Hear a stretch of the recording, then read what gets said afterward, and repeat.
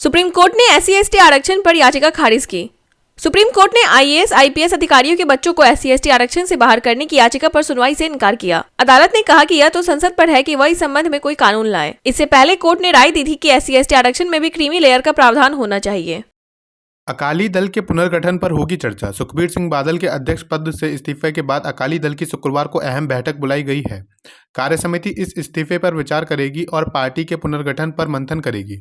प्रवक्ता दलजीत सिंह चीमा के अनुसार चंडीगढ़ कार्यालय में दोपहर 3 बजे होने वाली इस बैठक में दल के भविष्य और नए नेतृत्व पर चर्चा होगी।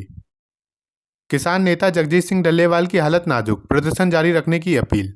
आमरण अनशन पर बैठे किसान नेता जगजीत सिंह डल्लेवाल की हालत गंभीर है। डॉक्टरों ने उनकी स्थिति पर चिंता जताई है। डल्लेवाल ने किसानों से अपील की कि उनके निधन की स्थिति में भी प्रदर्शन जारी रहे। उन्होंने अपने शव को प्रदर्शन स्थल पर रखने और दूसरे नेताओं को अनशन जारी रखने का संदेश दिया है। पंजाब के किसान नेताओं ने चेतावनी दी कि अगर किसी भी अनहोनी की जिम्मेदारी हुई तो उसका जिम्मेदार केंद्र होगा। इंडिया गठबंधन पर उमर अब्दुल्ला ने उठाए सवाल। जम्मू कश्मीर के मुख्यमंत्री उमर अब्दुल्ला ने दिल्ली चुनावों में आप कांग्रेस विवाद पर कहा कि अगर विपक्षी गठबंधन इंडिया सिर्फ लोकसभा चुनावों तक सीमित है तो इसे भंग कर देना चाहिए। उन्होंने कहा कि दिल्ली में क्या हो रहा है यह स्थानीय पार्टियों को तय करना है। साथ ही आपकी पिछली जीतों का जिक्र करते हुए बीजेपी का मुकाबला करने की रणनीति बनाने पर जोर दिया। कंगना रनौत ने राहुल और प्रियंका गांधी को दी इमरजेंसी देखने की दावत। अभिनेत्री और बीजेपी सांसद कंगना रनौत ने अपनी आगामी फिल्म इमरजेंसी देखने के लिए राहुल गांधी और प्रियंका गांधी को आमंत्रित किया है। इंदिरा गांधी के जीवन पर आधारित यह फिल्म 17 जनवरी को रिलीज होगी। कंगना ने राहुल गांधी की आलोचना करते हुए प्रियंका गांधी के स्वभाव को बेहतर बताया। इमरजेंसी में कंगना ने निर्देशन और इंदिरा गांधी का किरदार निभाया है। मोदी 13 जनवरी को करेंगे जेड मोड सुरंग का उद्घाटन। प्रधानमंत्री नरेंद्र मोदी 13 जनवरी को 2400 करोड़ रुपए की लागत से बनी 6.5 किलोमीटर लंबी जेड मोड सुरंग का उद्घाटन कर सकते हैं। यह सुरंग लद्दाख को पूरे साल सड़क मार्ग से जोड़ने में अहम भूमिका निभाएगी। उद्घाटन मौसम के अनुकूल रहने पर स्थल होगा, अन्यथा वर्चुअल माध्यम से किया जाएगा।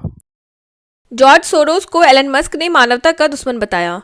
अरबपति जॉर्ज सोरोस को एक्स के मालिक एलन मस्क ने मानवता का दुश्मन करार दिया। मस्क ने यह टिप्पणी उस रिपोर्ट पर की जिसमें सोरोस पर हमास को $15 मिलियन की फंडिंग का आरोप लगाया गया। सोरोस पर भारत समेत कई देशों में सरकारें गिराने के लिए फंडिंग के आरोप पहले से लगते रहे हैं। भाजपा ने भी सोरोस से जुड़े मामलों में कांग्रेस पर निशाना साधा है। विश्वास ने पतंजलि नमक का उड़ाया मजाक। बाबा रामदेव ने दी प्रतिक्रिया। कवि कुमार विश्वास के नमक पर तंज को लेकर योग गुरु बाबा रामदेव ने कहा कि विश्वास को ऐसी बातें करनी ही पड़ती हैं ताकि उनका धंधा चलता रहे। रामदेव ने साफ किया कि वह कवि की बातों से नाराज नहीं है और उन्होंने विश्वास के परिवार का भी जिक्र किया, यह कहते हुए कि उनके पिता और उनकी मां उनके भक्त हैं। कांग्रेस के बीच बड़ी तकरार। कांग्रेस के यूपी प्रभारी अविनाश पांडे ने कहा कि गठबंधन अनिवार्य नहीं है, अगर समझौता नहीं हुआ तो गठबंधन जरूरी नहीं है। सपा ने दिल्ली में आप को समर्थन किया, जबकि कांग्रेस ने यूपी उपचुनाव में सपा के उम्मीदवार को समर्थन देने की घोषणा की है। यूपी कांग्रेस अध्यक्ष अजय राय ने अरविंद केजरीवाल को घेरते हुए कहा कि वे सिर्फ लोगों को बेवकूफ बना रहे हैं। अखिलेश के चाचा राजपाल सिंह यादव का निधन, मेदांता में ली अंतिम सांस। सपा प्रमुख अखिलेश यादव के चाचा राजपाल सिंह यादव का निधन गुरुवार को मेदांता अस्पताल में हुआ। वे लंबे समय से बीमार थे और उनका इलाज चल रहा था। उनका अंतिम संस्कार उनके पैतृक गांव सफई में होगा। पार्थिव शरीर सफई के लिए रवाना हो चुका है और दोपहर 1 बजे तक पहुंचने की संभावना है।